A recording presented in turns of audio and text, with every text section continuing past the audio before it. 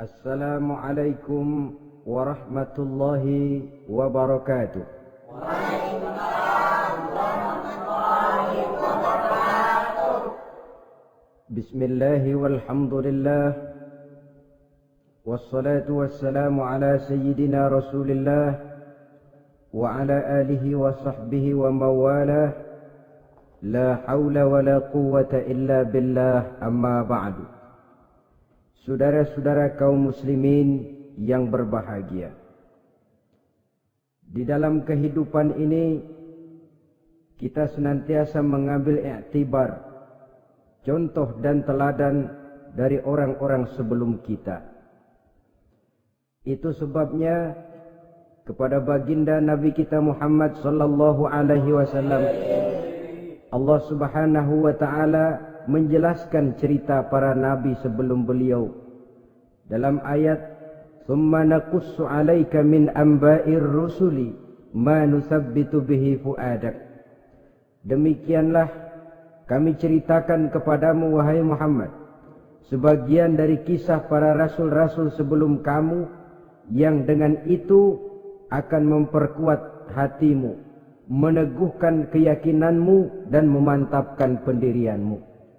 Inilah manfaatnya belajar dari sejarah. Jadi jangankan kita, baginda Nabi sendiri pun oleh Allah Subhanahu wa taala diceritakan sejarah para nabi sebelum beliau yang dimusuhi oleh umatnya, yang dicaci maki oleh kaumnya, yang terusir dari kampung halamannya, bahkan sampai ada yang terbunuh oleh umatnya. Itu seluruhnya merupakan iktibar manusabbitu bihi fu'adak, untuk memantapkan langkahmu, meneguhkan keyakinanmu dan menguatkan pendirianmu menghadapi perjuangan ini.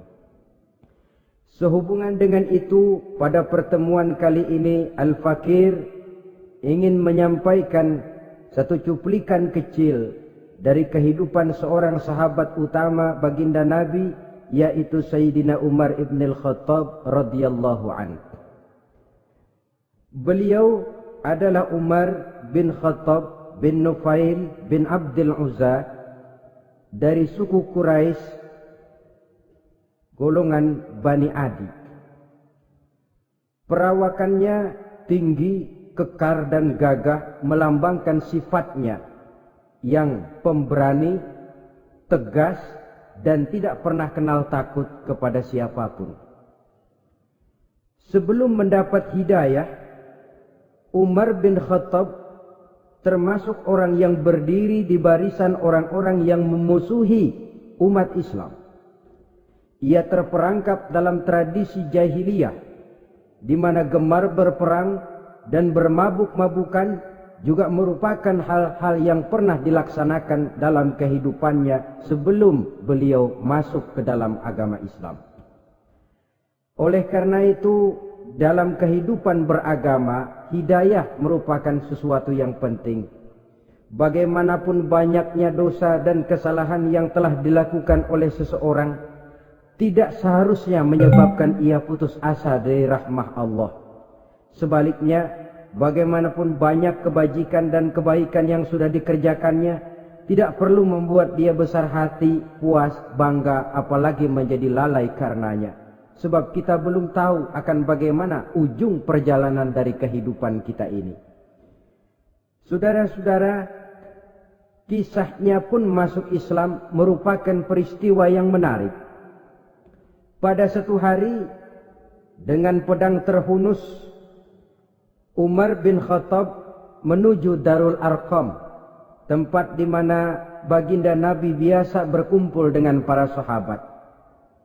Melihat mukanya yang beringas, matanya yang nanar, orang sudah menyangka dan mengerti ini tentu akan terjadi pembunuhan. Dalam perjalanan menuju Darul Arqam, Umar bertemu dengan Nuaim bin Abdullah. Nuaim bertanya, "Ya Umar, mau kemana ente?" "Mau membunuh itu, si murtad itu." "Si murtad yang mana?" "Yang mana lagi?" "Itu, yang memecah belah kita, yang menghina berhala-berhala kita, yang menjelek-jelekkan nenek moyang dan keturunan kita.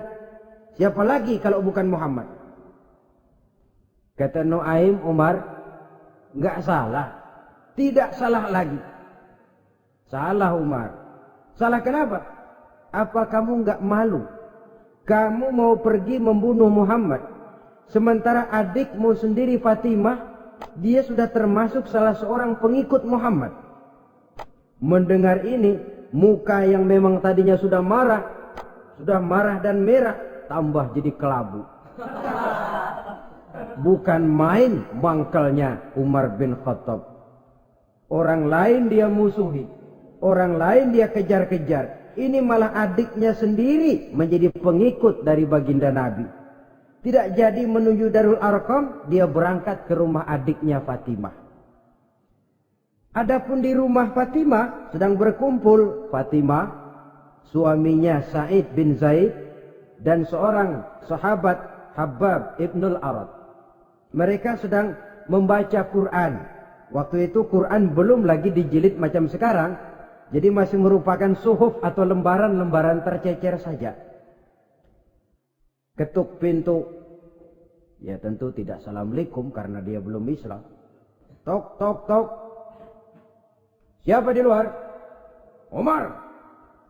Mendengar suaranya saja, ini sahabat yang namanya Habbab ibnul Arad sudah lari ke belakang pintu. Sambil komat kamit baca doa mohon diselamatkan oleh Allah.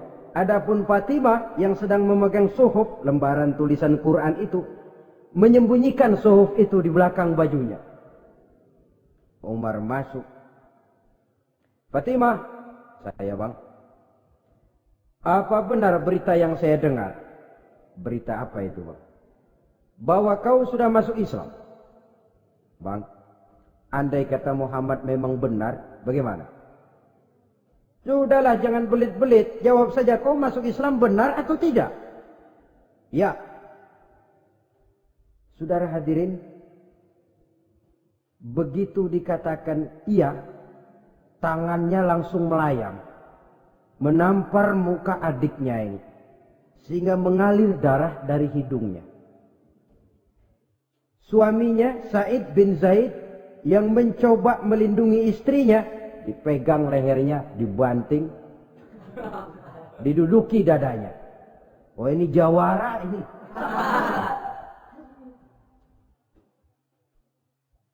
Namun pada saat sedemikian, suara kebenaran terpantul dari mulut Fatimah, adik dari Umar bin Khattab ini.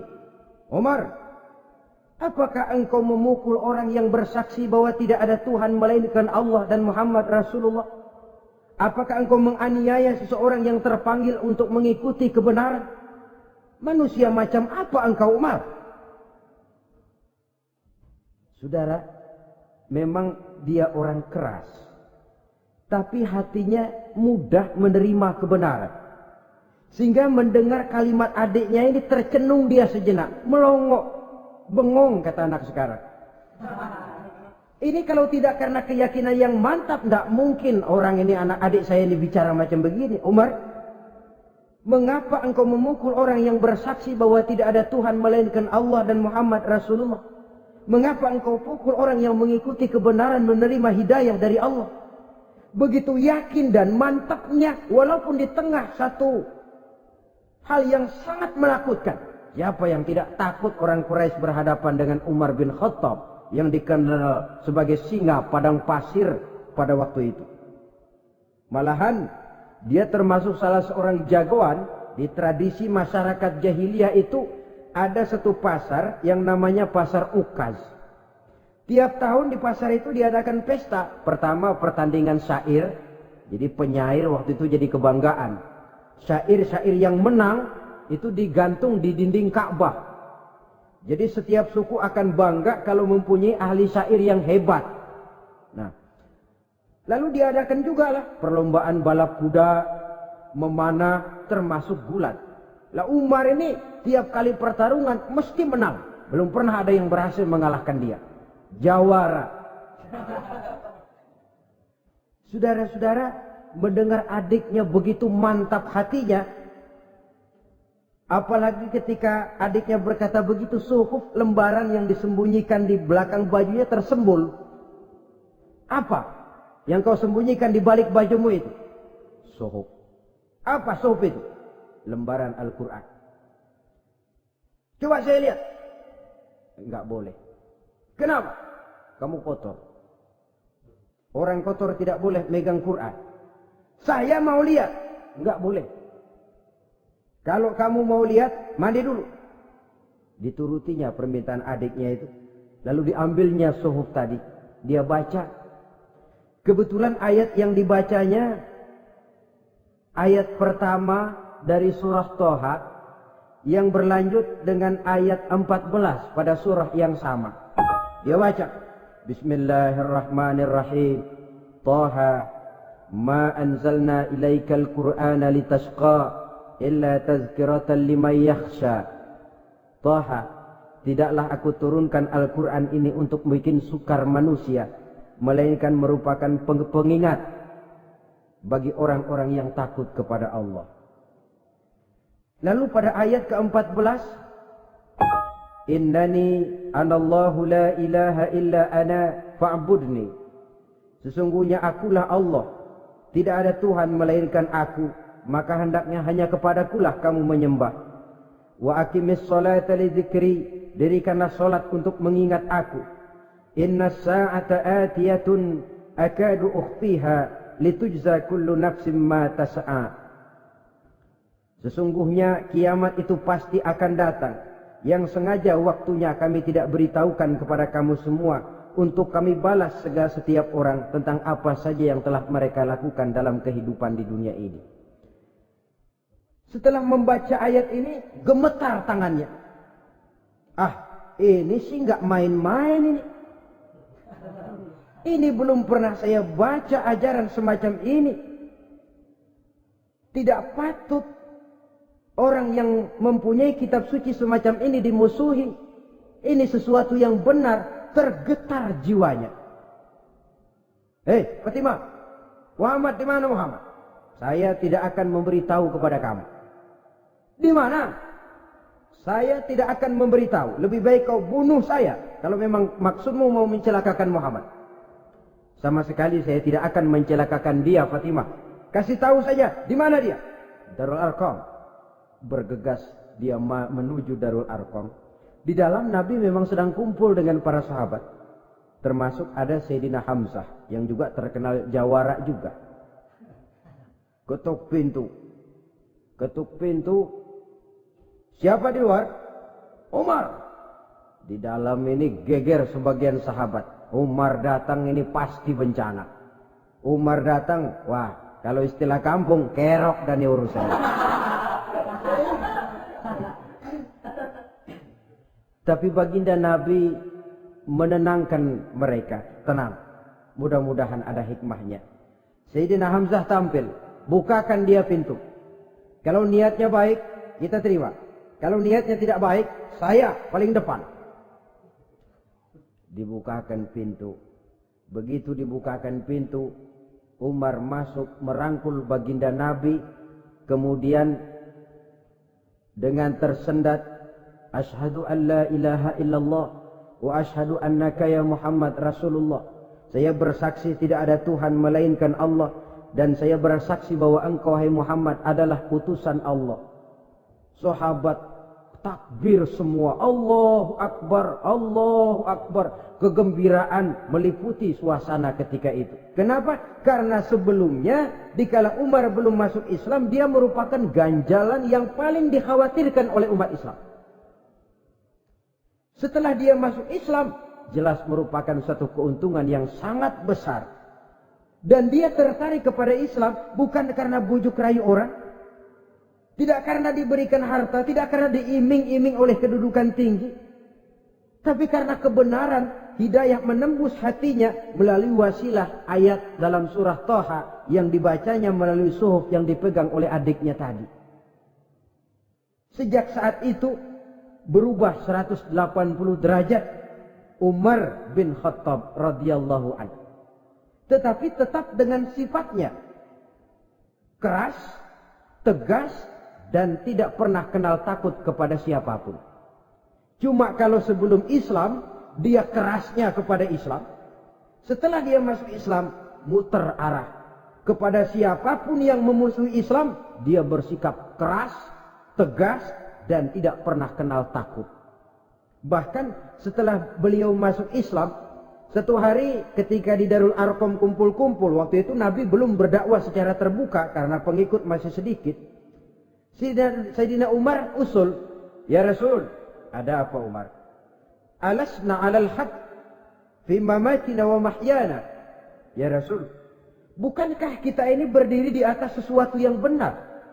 Bukankah mati kita, hidup kita untuk melaksanakan sesuatu yang benar?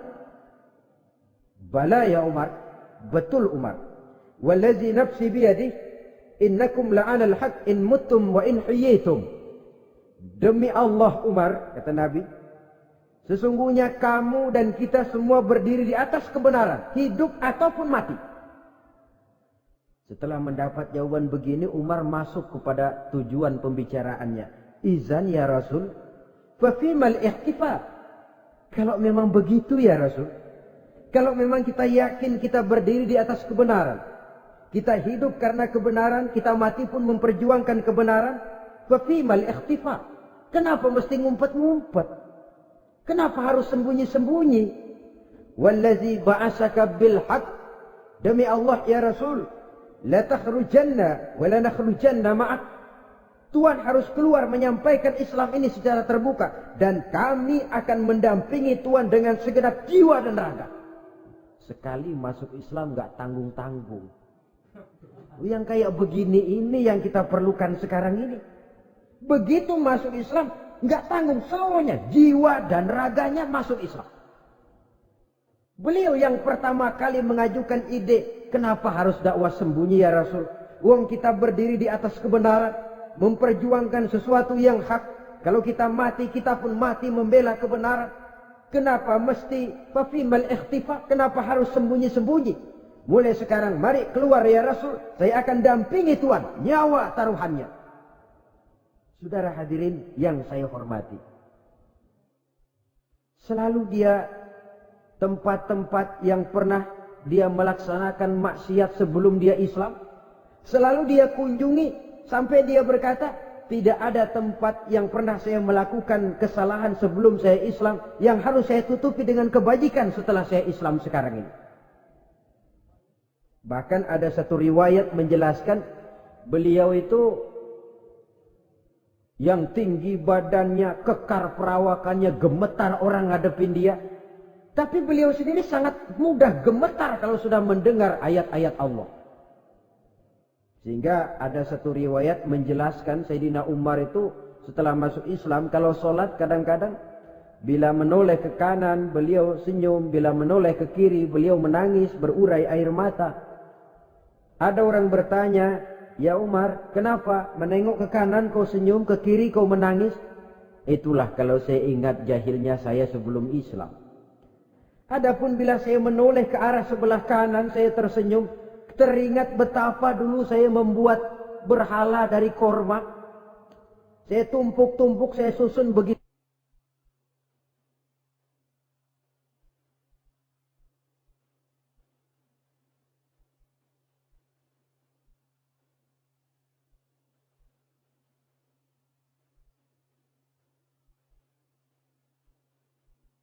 Itu rupa. Setelah saya sembah, saya makan itu korma. Gagah betul saya waktu itu, sampai Tuhan pun saya makan. Adapun kalau saya menoleh ke kiri, teringat putri kesayangan saya yang terbawa oleh tradisi jahiliyah, takut menanggung aib, merasa malu mempunyai anak perempuan, sampai dia terkubur hidup-hidup. Berurai air mata saya mengingat semua itu. Padahal Nabi sudah memberikan jaminan. Sebab saudara jangan lupa, orang kafir masuk Islam, dalam Islam itu dihitung dari bayi lagi. Dari nol, itulah untungnya. Jadi misalnya sudah 60 tahun, dari kecil sampai 60 tahun kafir. Umur 61 masuk Islam. Nah, sejak umur 61 itulah yang dihisab oleh Allah. 60 tahun ke bawah gratis bersih pemutihan. Istimewa betul. Tapi jangan lalu diniatin, gua kafir aja. Nanti sudah tua-tua mau giliran mati baru Islam. Nah, itu diniatin lain. Ini yang karena faktor hidayah, saudara-saudara. Nah, cintanya kepada baginda Nabi luar biasa. Dalam setiap pertempuran beliau selalu di front terdepan. Bahkan demikian cintanya sampai ketika hari di mana baginda Nabi wafat, saudara-saudara. Disampaikan berita wafat Nabi kepada Umar ini. Ya Umar, baginda Nabi sudah wafat. Kamu ngomong apa? Baginda Nabi sudah wafat. Bukan sedih, nyabut pedang, keluar matanya melotot. Siapa yang bilang Muhammad mati, saya tabas batang lehernya. Begitu cintanya beliau kepada baginda Nabi, sampai-sampai nggak menerima kalau Nabi wafat. Taruhlah nggak bisa mati bersamaan, bolehlah mati beriring-iring saja barangkali maksudnya. Saudara-saudara, cabut pedang, kelayaban kemana-mana. Ayo, siapa ngomong Muhammad mati, saya tabas batang lehernya. Sampai bertemu dengan Sayyidina Umar, Sayyidina Abu Bakar. Di tempat orang banyak, Sayyidina Abu Bakar yang bijaksana ini pidato. Ayuhan nas, man kana ya'budu Muhammadan fa inna Muhammadan qad mata wa man kana ya'budu Allah fa inna Allah hayyun la yamut. Wahai manusia, barang siapa yang menyembah Muhammad, maka Muhammad sudah mati. Tetapi barang siapa yang menyembah Allah, Allah akan hidup selamanya dan tidak akan pernah mati. Mendengar pidato ini, Sayyidina Umar sadar bahwa sebenarnya yang tidak bisa mati itu cuma Allah. Bagaimanapun agungnya baginda Nabi, besarnya baginda Nabi, tinggi akhlak budi pekertinya Nabi, cintanya beliau kepada Nabi, toh Nabi manusia. Dan manusia harus mati. Kemudian dibacakan surah Ali Imran ayat 144. Wa ma Muhammadun illa rasul qad khalat min qablihi rusul afa immata aw qutilan qalabtum ala aqabikum. Muhammad tidak lain daripada manusia, telah datang kepadanya rasul. Apakah jika ia mati engkau kembali menjadi murtad atau mundur ke belakang? Mendengar ayat ini dibacakan, Sayyidina Umar sadar, berurai air matanya, menangis dalam kesedihannya. Ini cintanya yang demikian tinggi kepada baginda Rasulullah sallallahu alaihi wasallam. Begitulah seluruh kesalahan yang dia lakukan pada saat sebelum dia masuk Islam, berusaha dia tutupi dan dia tebus dengan segala kebaikan, pengabdian, perbuatan soleh setelah dia masuk Islam. Sehingga diajarkan oleh baginda Nabi, ittaqillaha haitsu ma kunta wa atbi'i sayyi'atal hasanata tamhuha wa khaliqin nasa bi khuluqin hasanin. Bertakwalah kamu kepada Allah, kata Nabi, dimanapun saja kamu berada. Jadi takwa tidak kenal tempat. Dimanapun saja kamu berada, bertakwalah kepada Allah. Di rumah takwa, di pasar takwa, di kantor takwa, di tengah orang banyak takwa, pada waktu sendirian takwa. Ittaqillaha haitsu ma kunta. Bertakwalah kau kepada Allah dimanapun saja kamu berada. Jangan takwa pakai tempat. Di masjid takwa, di kantor nyolong. Itu tidak haitsu ma kunta. Yang diajarkan oleh Nabi, dimanapun kamu berada, bertakwalah kepada Allah. Wa atbi'i sayyi'atal hasanah tamhuha. Dan iringi perbuatanmu yang salah dengan kebaikan. Jadi kalau satu saat terselip kita berbuat salah, cepat iringi dengan kebaikan. Tamhuha, dengan harapan kebaikan yang kita kerjakan akan menutupi dosa yang terselip kita lakukan. Ngomongin orang, astagfirullahaladzim, banyak istighfar. Istighfarnya mudah-mudahan bisa nutupin dosa karena ngomongin orang. Tapi jangan lalu tambah sulap. Ngomongin orang istighfar. Terus ngomongin lagi istighfar lagi. Itu tentu tidak bisa dengan cara begitu. Barangkali terselip pernah mengambil harta orang tanpa alasan yang hak. Imbangi dengan rajin sedekah misalnya. Barangkali pernah menyakiti hati orang. Imbangi dengan perbuatan yang bisa menyenangkan hati orang lain. Itu namanya mengiringi perbuatan yang bersifat salah dengan kebajikan. Ini yang dilakukan oleh Sayyidina Umar. Setiap pelosok hampir dia datangi. Tempat-tempat di mana dia pernah melakukan kesalahan sebelum Islam. Di sana dia tegakkan kebajikan dan kebaikan. Kegagahannya, keperkasaannya, keberaniannya sepenuhnya bulat-bulat sudah diwakafkan untuk kepentingan Islam. Saudara hadirin yang saya hormati, diperlukan orang-orang yang punya keberanian macam Sayyidina Umar. Berani karena panggilan hidayah, bukan berani babi. Babi berani juga babi, cuman nyeruduk. Artinya berani yang tanpa pertimbangan. Berani yang tanpa pertimbangan pada akhirnya akan menyulitkan kita sendiri. Beliau gagah, beliau berani, beliau punya kekuatan, beliau punya wewenang. Dan itu dimanfaatkannya untuk menjadi backing baginda Nabi kita Muhammad sallallahu alaihi wasallam. La takhrujanna wa la nakhrujanna ma'ak ya Rasul. Rasul, keluar, sampaikan dakwah secara terbuka. Saya akan mendampingi Tuhan. Jika ada yang ganggu Tuhan, saya paling depan. Backing yang mendampingi Rasul untuk menyampaikan risalah Islamiyah ini. Saudara hadirin yang saya hormati, wa khaliqin nasa bi khuluqin hasanin, kata Nabi. Dan pergaulilah manusia dengan akhlak yang baik, karena dengan ini kau bisa mengambil hati orang. Dalam hadis lain katakan, innakum la tas'una an-nasa bi amwalikum walakin yas'uhum minkum bastul wajhi wa husnul khuluq.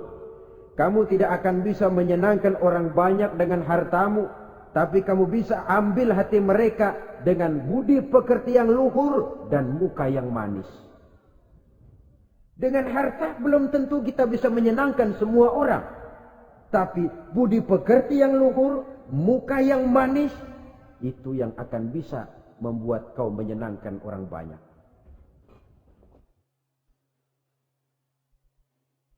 Setelah baginda Rasul wafat, pernah ketika berkumpul, Sayyidina Abu Bakar berkata kepada Sayyidina Umar, "Ya Umar, saya baiat kamu untuk menjadi khalifah." Jawab beliau, "Sayalah yang akan membaiat Tuan. Tapi Anda lebih utama dari saya, Umar. Keutamaan saya akan saya berikan kepada Tuan untuk mendukung kekhalifahan Tuan." Di sini kelihatan wataknya yang tidak ambisius. Gagah, berani, perkasa, tapi tahu diri. Enggak nyelonong. Tidak menggunakan kekuasaannya, kegagahannya untuk maksud yang sewenang-wenang. Oleh karena itu setelah Sayyidina Abu Bakar wafat, beliau dilantik menjadi khalifah, keluarlah pidatonya yang terkenal. Ayuhan nas, inni qad wullitu alaikum walastu bi khairikum. Hai manusia, aku telah dipilih menjadi pemimpin kamu, padahal aku bukanlah orang yang terbaik di antara kamu. Kalau tidaklah karena aku melihat keutamaan, keteguhan yang dapat melindungi kalian, berat rasanya aku memikul amanah ini. Sebab apa? Alangkah beratnya menunggu datangnya perhitungan di akhirat nanti terhadap Umar. Ini yang jadi motifnya memegang jabatan khalifah. Sungguh berat bagi Umar menunggu datangnya saat perhitungan. Sehingga seolah-olah kalau bisalah jadi Umar bin Khattab saja, jangan jadi khalifah kalau bisa. Tapi moya umat sudah kadang memilih. Sehingga benar kalau dalam satu hadis Nabi pernah mengajarkan jangan memberikan satu jabatan kepada orang yang memintanya. Sebab orang kalau sudah minta jabatan, apalagi pakai jilat-jilat, pakai upeti-upeti, tentu ada tendensinya. Ada batu di balik udang.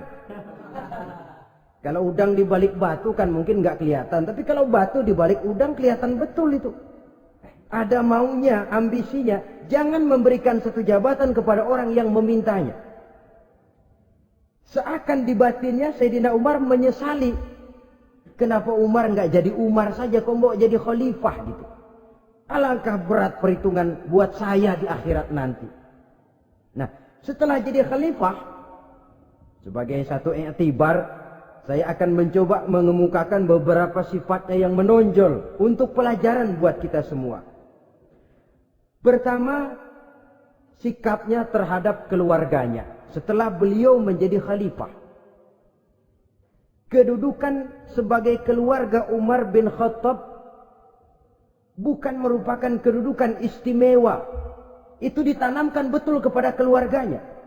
Jangan karena bapakmu khalifah, lalu mentang-mentang anak khalifah kau merasa dapat fasilitas, merasa bisa berbuat semau-maumu. Kau harus punya tanggung jawab dan beban moral, memberikan contoh yang lebih baik kepada rakyat. Ini yang ditekankan kepada keluarganya.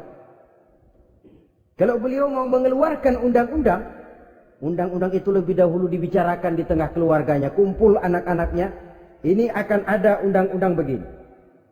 Siapa di antara kalian mau mentaati, persilakan. Yang tidak pun persilakan. Tapi saya ingatkan, kalau ada dari keluarga Umar yang melanggar peraturan yang saya keluarkan ini, saya akan menghukumnya 2 kali lipat karena dia keluarga saya. Menghukumnya 2 kali lipat karena dia keluarga saya. Jadi bukan mentang-mentang anak babe, lalu kebal hukum. Tidak. Siapa yang di antara kalian melanggar peraturan ini, akan aku kenakan hukuman 2 kali lipat karena dia keluargaku. Nah, saudara hadirin yang saya hormati, lalu berwibawa, dijaga betul keluarganya. Suatu hari beliau datang ke rumah putranya Abdullah bin Umar. Ketika masuk dilihatnya Abdullah bin Umar sedang makan daging. Makan daging. Merah muka Umar.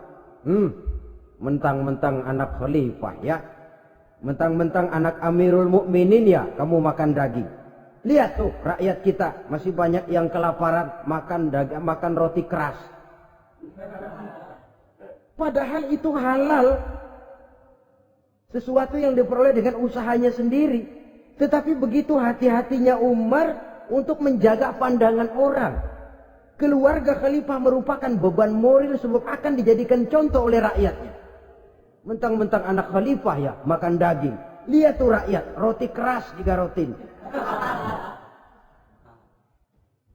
Lain saat beliau pergi ke satu pasar. Di situ dilihat ada sapi gemuk-gemuk. Tempat lain sapinya kurus-kurus. Tanya, ini yang gemuk-gemuk sapi siapa? Sapi Abdullah bin Umar. Sapi anaknya. Panggil Abdullah bin Umar, suruh sini. Datang anaknya. Abdullah bin Umar, bagaimana ceritanya sampai ini? Begini Bapak. Dahulu itu dengan uang saya beli sapi kurus-kurus. Lalu saya rawat. Saya berikan upah orang untuk merawat sapi-sapi itu. Sampai sekarang dia menjadi gemuk. Akan saya jual dan keuntungannya tentu sesuatu yang halal. Subhanallah, kata Umar. Kau ini anak Amirul Mukminin. Jual sapimu. Ambil modalnya, untungnya, masukkan Baitul Mal untuk urus kepentingan orang Islam. Dia nggak mau anaknya terlibat bisnis, ndompleng kekuasaan ayahnya. Karena mentang-mentang anak khalifah lalu segala macam bisnis lancar. Orang takut karena apa? Anak babe. Ada lagi. Pada waktu pembagian harta ghanimah, putri beliau yang namanya Hafsah, ini adalah istri baginda Nabi, meminta bagian. Kaum kerabat ayah, ini kerabat khalifah. Kitalah dulu. Kerabat Kalau kau kerabatku, maka jatahmu nanti dari ayahmu. Harta ini masih lebih banyak dibutuhkan oleh orang-orang Islam. Nanti belakangan, kalau ada sisanya. Belakangan kalau ada sisanya. La haula wala quwata illa billah.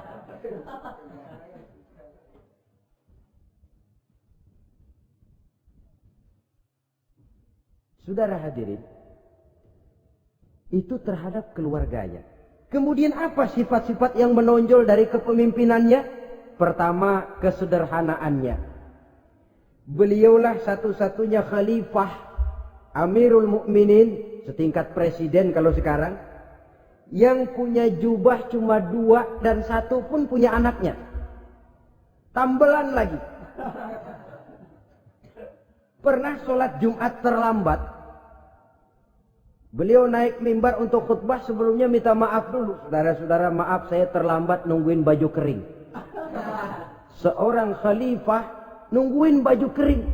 Sederhana dalam kehidupannya. Mari kita ambil satu cerita lagi. Pada waktu beliau jadi khalifah, yang diangkat jadi gubernur di Mesir adalah Amr bin As.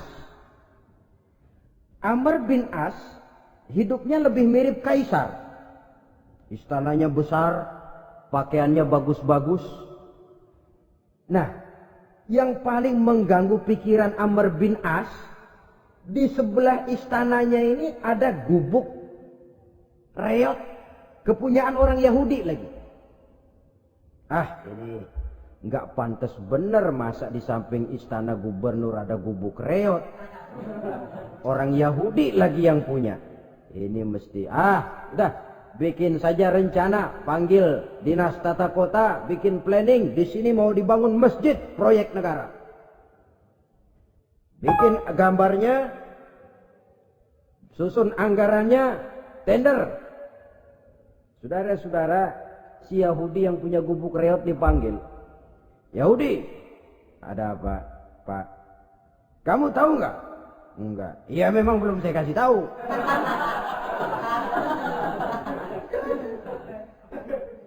Ada apa, Pak? Itu kamu punya gubuk. Tahu? Kena proyek. Proyek apa, Pak? Kami mau bangun masjid besar di situ. Dan tidak sesuai ada gubuk reot di samping tempat gubernur. Jadi maksud Bapak, gubukmu, tanah-tanahnya mau saya bebaskan. Saya beli. Enggak mau, Pak. Saya enggak mau jual. Saya bayar 2 kali lipat. Enggak mau. 3 kali lipat, 6 kali lipat juga enggak mau, Pak. Saya dari muda peres keringat banting tulang cuma segitu-gitunya, Pak, tempat saya tinggal. Gubuk reot sama tanahnya sedikit. Makmur saya, Pak, cuma rumah sama sumur.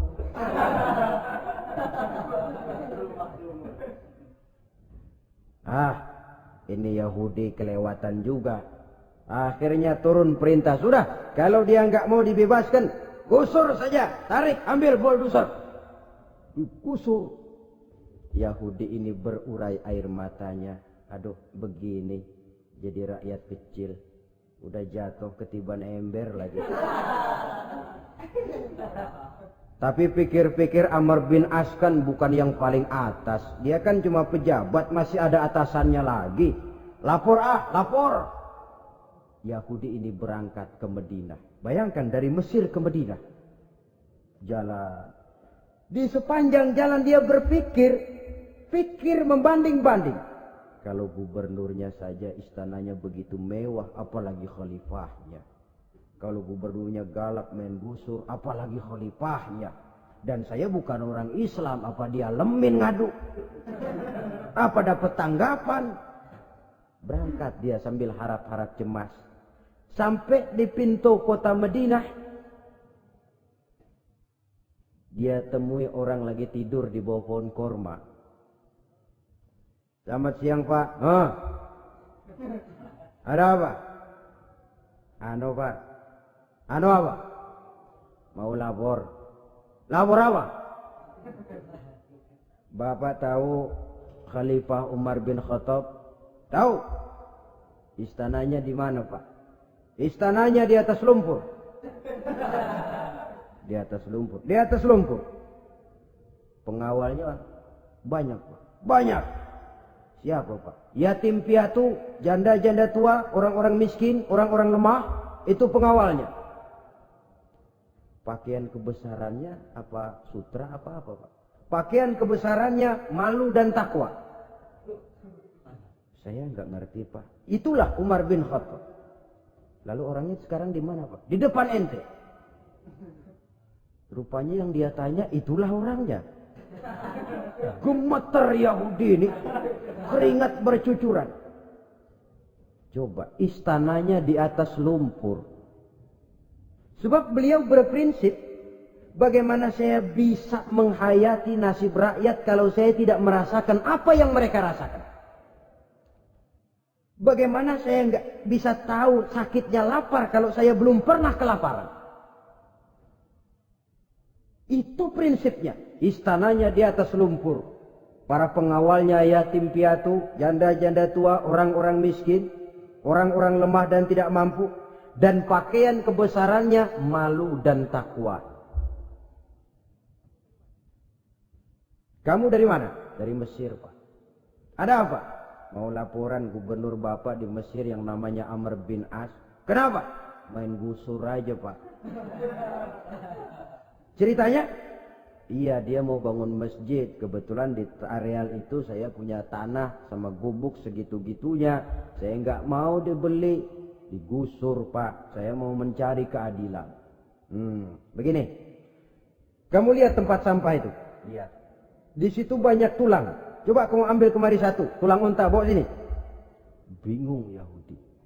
Pak, saya kemari mau cari keadilan. Kalau tulang mah di Mesir juga banyak, Pak. Sudahlah, pokoknya kau ambil saja tulang itu. Coker, dapat, dikasih. Tulang itu digaris lurus oleh Sidina Umar dengan ujung pedang. Red. Nah, kau bawa kepada Amr bin As. Makin bingung itu Yahudi. Suruh bawa tulang cuman digaris. Nanti saya ngomong apa, Pak? Sudahlah, kasih saja. Pulang dia. Sampai di Mesir. Tuan Gubernur, ada apa? Saya baru menghadap khalifah.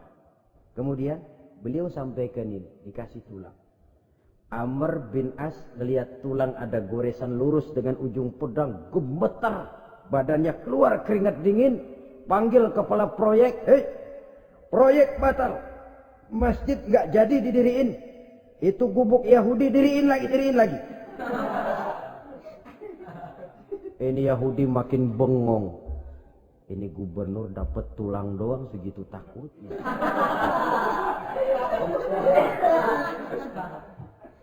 Ada apa sebenarnya Tuan Gubernur? Kamu tahu? Ini nasihat pahit buat saya dari Amirul Mukminin Umar bin Khattab. Seolah-olah beliau bilang, "Hai Amr bin As, jangan mentang-mentang sedang berkuasa ya. Pada suatu saat kau akan jadi tulang-tulang kayak begini. Maka mumpung kamu masih hidup dan berkuasa, berlaku lurus dan adillah kamu seperti lurusnya garis di atas tulang ini. Red. Lurus, adil, jangan bengkok. Sebab kalau kamu bengkok, nanti aku yang luruskan pakai pedangku." Siapa yang nggak ngeper digituin? Sampai akhirnya apa? Kata si Yahudi, "Pak, kalau begitu Islam adil ya." Adil. Kalau gitu biarin dah, Pak. Tanah saya. Mau kamu jual? Bukan saya jual, Pak. Saya kasih aja dah. Campur gubuk-gubuknya, ambil aja dah.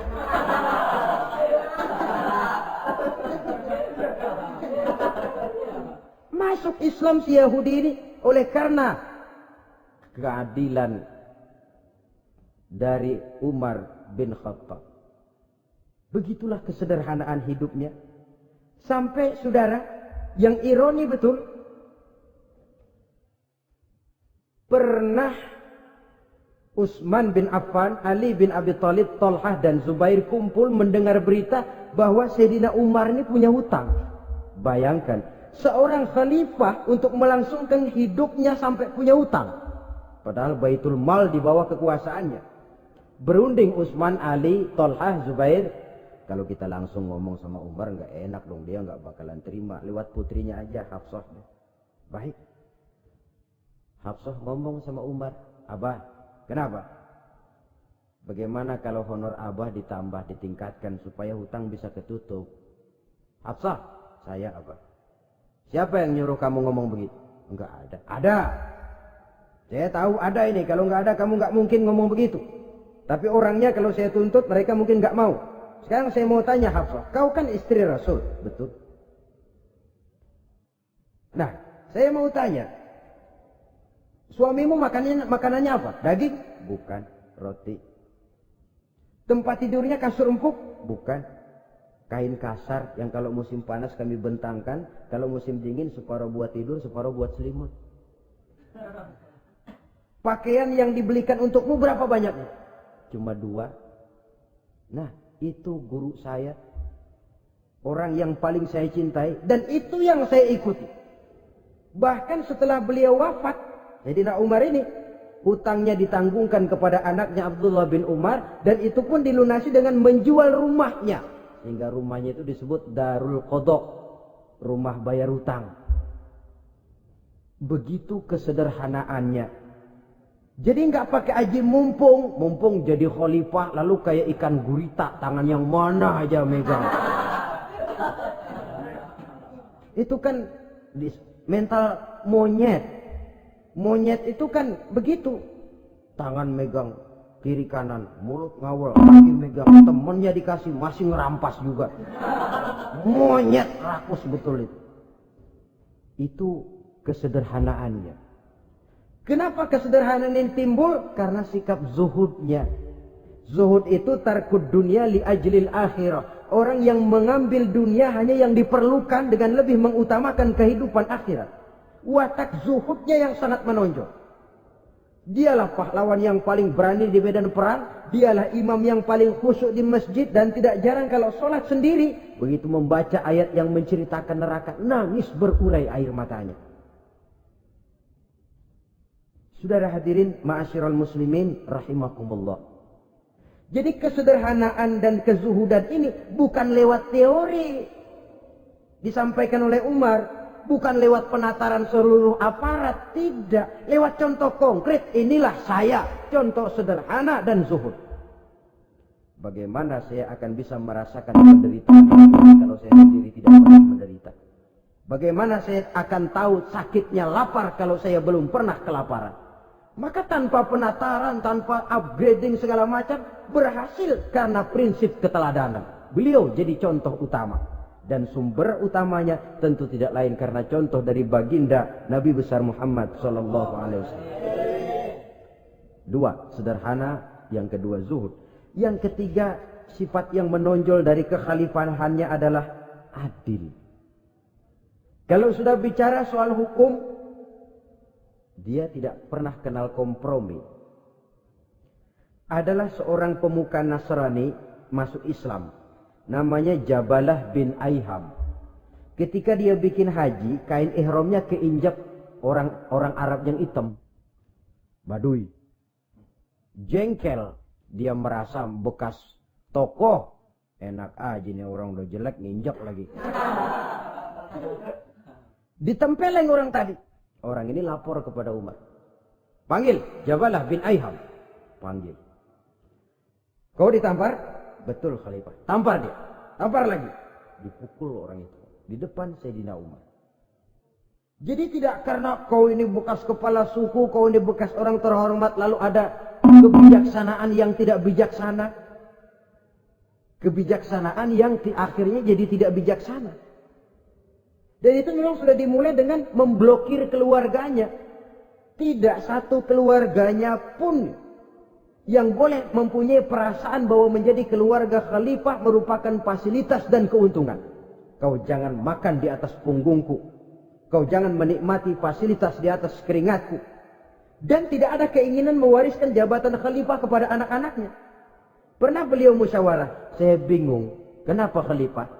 Gubernur Kufah ini sulit nyari orang. Diangkat yang lemah, rakyat ngeluh. Diangkat yang keras, rakyat juga ngeluh. Ada calon khalifah. Kalau ini mah nggak salah lagi nih buat gubernur Kufah. Siapa? Abdullah bin Umar. Anak beliau sendiri. Melotot matanya. Jangan macam-macam kau. Cukup satu orang Umar memegang jabatan ini. Kalau berhasil, kami keluarga Umar sudah merasakannya. Kalau gagal, cukup kegagalan seorang Umar. Tidak berusaha mengorbitkan anaknya, anak babe diangkat jadi ano. Tidak, malah diblokir. Cari yang lain. Tapi Abdullah bin Umar cukup syarat ya Khalifah. Dia orang bertakwa dan soleh. Yang takwa dan soleh bukan cuma anak Umar. Anak orang lain juga banyak yang takwa dan soleh. Itu prinsipnya. Sehingga ketegasannya ini membuat orang jadi sungkan. Dan tidak seorang pun berani kirim-kirim upeti hadiah. Kamu pernah itu ada pejabat dari Azerbaijan kirim makanan. Kue, mending apa? Kue. Gitu dicicipi enak. Enak juga ya kue ini. Enak Khalifah. Ini di sana apa makan rakyat biasa? Bukan. Ini makanan orang-orang fit. Nah, dibungkus lagi itu kue. Dibungkus. Ontamu mana? Di luar. Ambil, bawa pulang, serahkan lagi kepada gubernur di sana, kasih tahu salam dari Umar bin Khattab. Kenyangkan dulu rakyat dengan makanan seperti ini. Kita belakangan. Jadi kalau rakyat lapar, saya orang pertama yang akan merasakan kelaparan. Tapi kalau rakyat makmur, biarlah saya menjadi orang terakhir yang kenyang. Kan bagus prinsip itu. Jikalau rakyat kelaparan, saya akan jadi orang pertama yang merasakan lapar. Tapi kalau rakyat makmur, biar saya jadi orang terakhir yang kenyang. Jangan dibalik. Pada saat rakyat kelaparan, dia kekenyangan. Dan selanjutnya, sikap keadilannya ini, saudara-saudara, menyebabkan hukum lalu jadi berwibawa.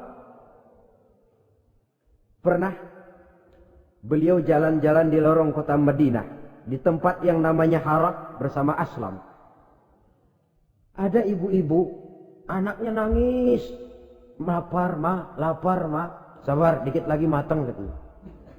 Emang tuh ibu lagi ngerebus. Bunyi, air ngegulak. Luguk. Umar lihati dari jauh. Belum juga matang. Nih anak dari nangis, lapar, sampai capek nangis, sampai tidur. Anak tidur, Umar samperin. Bu, yang masak apa sih kok gak bisa matang? Saya gak masak apa-apa Tuhan. Itu pating kerubuk apa? Ketika dibuka ya cuma air saja. Subhanallah, ibu sudah ngebohongi anak ibu sendiri. Habis harus bagaimana Tuhan? Saya sudah gak punya makanan untuk dimasak. Sementara perut nggak kenal kompromi. Jalan satu-satunya, ya terpaksa anak saya bohongi. Saya bilang sebentar lagi matang, sampai dia tidur sekarang ini. Memangnya Khalifah Umar gimana sih ngurusi rakyat? Subhanallah, dia orang zalim. Dia yang memegang urusan kami, tapi dia nggak tahu nasib saya. Anak kelaparan, keluarga terlantar. Oh begitu. Iya, zalim betul Umar bin Khattab itu. Kalau begitu ibu tunggu sebentar. Dia pulang bersama Aslam menuju Baitul Mal. Dia ambil tepung 1 karung, dipikul sendiri. Kata Aslam, ya Khalifah biar saya yang bawa. Jangan. Kenapa Khalifah? Apa kau kira kau sanggup mikul dosa saya di akhirat nanti? Biar saya yang mikul sendiri. Dia bawa ke tempat tuh ibu-ibu. Dia masakin sendiri. Nah bu, sudah matang, persilakan masak. Makan. Alhamdulillah Tuhan. Mudah-mudahan Allah memberkahi Tuhan. Tuhan lebih baik dari Umar bin Khattab yang zalim itu. Memang sebenarnya Tuhan siapa kata tuh ibu? Saya. Iya. Saya ya Umar bin Khattab yang ibu bilang zalim itu. Gemetar si ibu. Tapi memang peka dan menghargai kritik orang. Tidak membungkam setiap orang yang nadanya sumbang atau berbeda. Kadang beliau berkata, saya khawatir karena orang terlalu segan dengan saya lalu gak ada yang berani negur kalau saya salah. Kan begitu biasanya. Karena sudah terlalu segan lalu semuanya orang mau diaminin saja. Asal dibilang gak benar marah, jengkel. Lalu disingkirin, maunya diiyain, inge, kulunuwun. Oke bos. Beliau bilang saya khawatir kalau tidak ada orang yang mau menegur kesalahan saya jika saya terlanjur nanti. Tahu-tahu muncul orang. Demi Allah, Saya akan menegur Tuhan dengan pedang saya ini. Cerah mukanya, senyum bibirnya. Alhamdulillah, anak muda, saya memerlukan orang macam kau. Yang berani berkata ya terhadap yang benar dan tidak terhadap yang tidak benar, apa dan bagaimanapun resikonya. Di sini kelihatan sikap beliau menghadapi orang yang berbeda pendapat. Keadilan, keberanian dan ketegasan, cepat menerima kebenaran, merupakan serentetan dari sifat-sifat utama beliau sejak masuk Islam sampai menjadi khalifah yang kedua. Bahkan dengan jasa beliau, Islam kemudian tersebar, menembus dinding Jazirah Arabia, memasuki Bizantium dan Persia, sehingga beliau juga dikenal sebagai periode Al-Futuhat Al-Islamiyah. Nah, saudara-saudara, inilah cuplikan kecil dari kehidupan seorang agung dan besar yang memang sangat terbatas kata-kata untuk melukiskan kebesaran itu. Namun yang secuplik ini mudah-mudahan menjadi sumbangan moral dalam rangka kita memperbaiki diri menuju kehidupan yang lebih baik. Terima kasih banyak atas segala perhatian. Mohon maaf atas segala kekurangan. Usikum wa nafsi bitaqwallah. Wassalamualaikum warahmatullahi wabarakatuh. Waalaikumsalam.